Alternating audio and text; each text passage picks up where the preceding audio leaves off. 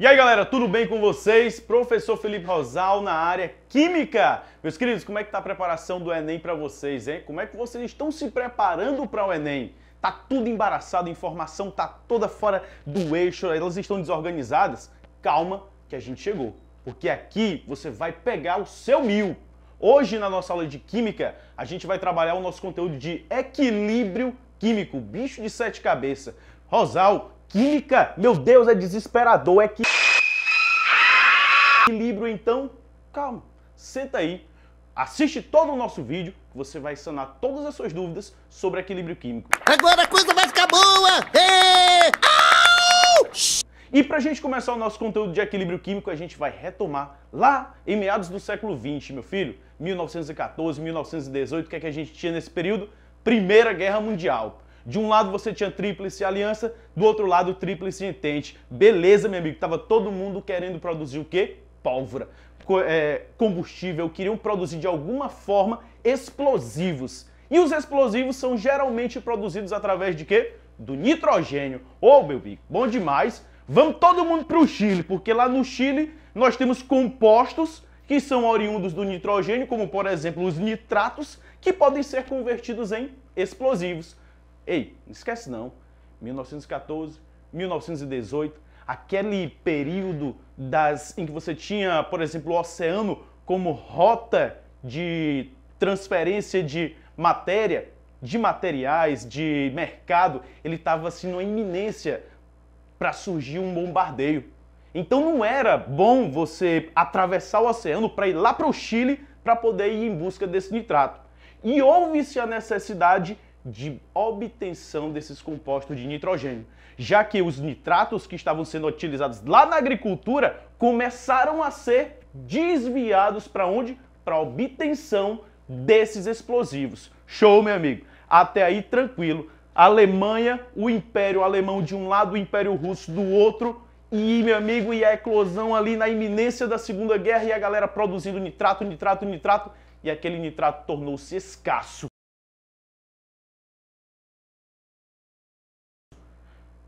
Surgiu aí uma dependência desses explosivos em relação ao nitrato. Foi aí que os cientistas alemães, os cientistas russos, a galera da Tríplice Aliança e Tríplice Entente começaram a produzir o seu próprio derivado do nitrogênio. Foi um cara chamado de Fritz Haber, um alemão que sintetizou, que conseguiu captar o nitrogênio, já que, por exemplo, nós temos no atmosférico 78% de nitrogênio. Por que ele não pegou do nitrogênio? Cara, nós, seres humanos, não podemos captar de forma direta esse nitrogênio. A gente precisa dos seres produtores para depois nós podermos captar. No entanto, esse cara chamado de Fritz Haber, esse alemão, ele teve uma sacada genial. Meu irmão, eu vou produzir esses derivados do nitrogênio, como por exemplo a amônia. Eu vou pegar o nitrogênio, vou pegar o hidrogênio, vou aquecê-lo na presença do ósmio para produzir essa amônia. E dessa amônia eu vou produzir os meus explosivos. Meu amigo Fritz Haber, ele foi genial, genial. Só que quando ele realizou esse experimento de aquecer hidrogênio, nitrogênio na presença do ósmio para a síntese da amônia, ele viu que era rápida essa síntese. Só que chegava um momento que essa síntese parece que acabava. E na verdade essa síntese ela não acabava. Na verdade essa síntese ela entrava em um momento que se chama de equilíbrio químico. É quando eu tenho a velocidade de formação da amônia exatamente igual à velocidade de formação do hidrogênio e nitrogênio. Então perceba que o Fritz, ele conseguiu perceber que durante um intervalo de tempo, chegando a um intervalo de tempo, a concentração dos reagentes que estavam sendo consumidos, ela permanecia constante. E quando essa concentração dos reagentes ela permaneceria constante, era um indicativo de que a reação ela entrava em um equilíbrio chamado de equilíbrio dinâmico.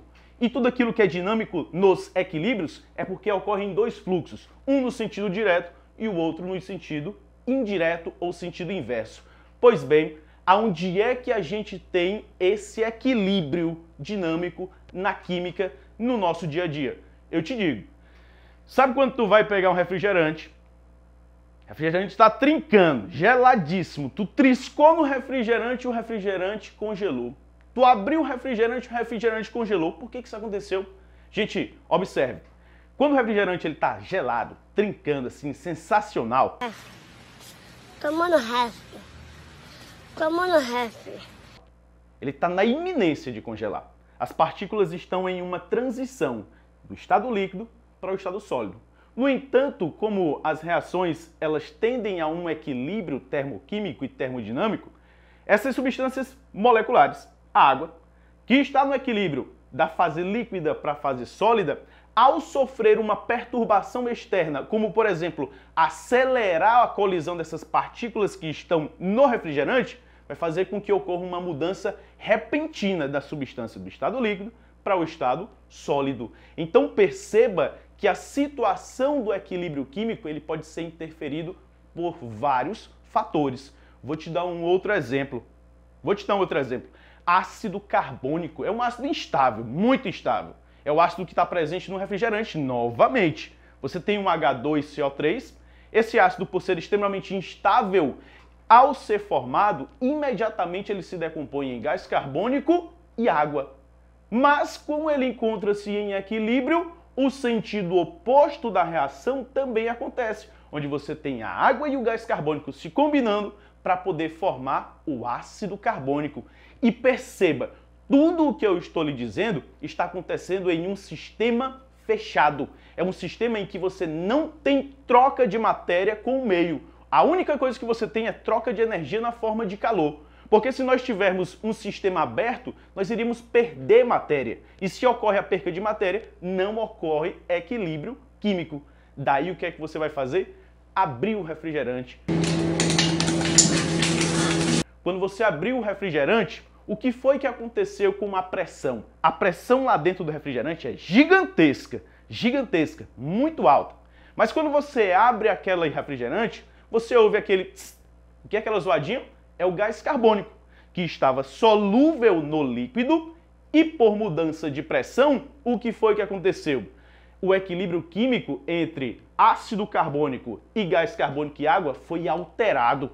A gente diminuiu a pressão, porque a pressão dentro do sistema era enorme, e ao diminuir a pressão, o equilíbrio, segundo o princípio de Le Chatelier, foi deslocado no sentido de formação do gás carbônico. Então eu diminuo a pressão e desloco o equilíbrio no sentido de maior volume, que é exatamente o sentido onde nós temos a formação do gás carbônico e da água. Filho, diminuiu a pressão, o que foi que aconteceu com o gás carbônico?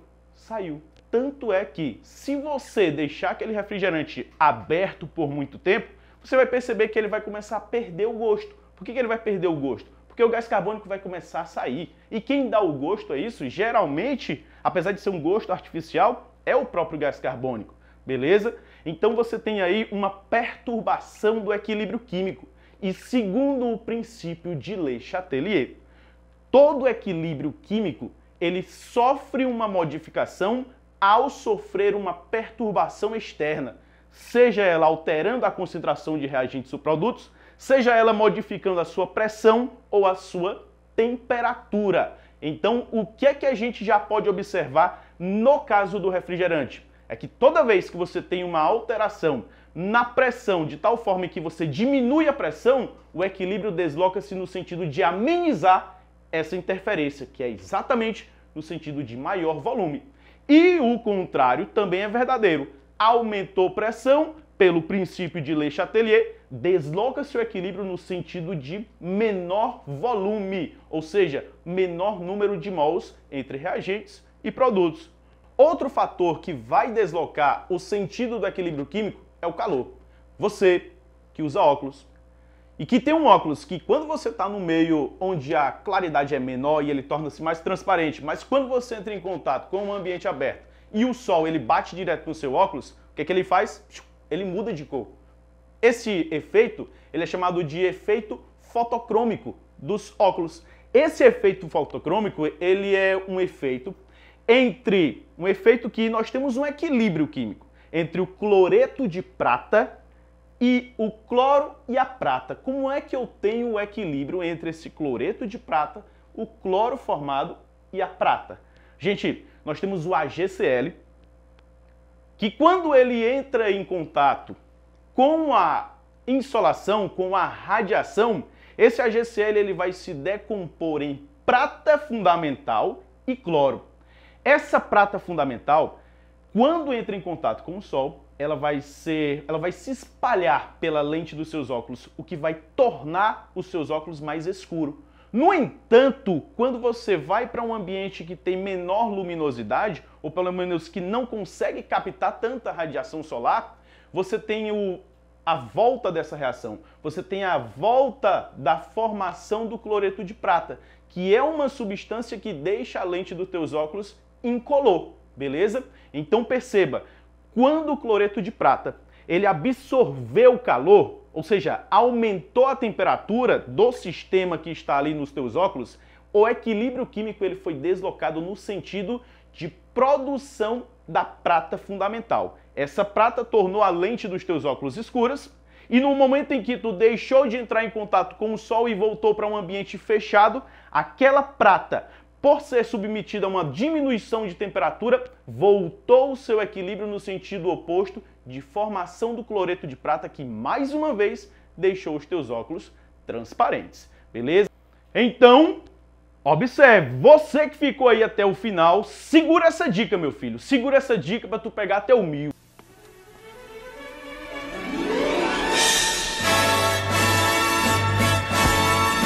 Lembre-se, fatores que vão deslocar o equilíbrio químico, o equilíbrio de uma reação química, são 3.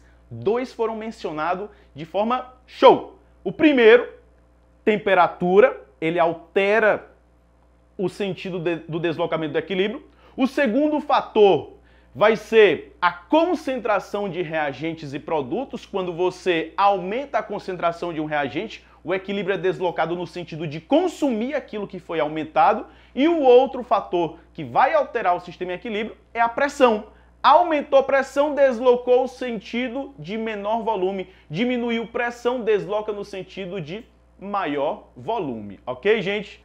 Para você que assistiu todo o nosso vídeo, se necessário, volta aí, assiste 200, 300 vezes. E não esquece, se inscreve no nosso canal, curte o nosso vídeo e ativa as nossas notificações. Meu filho, pega o teu 1000.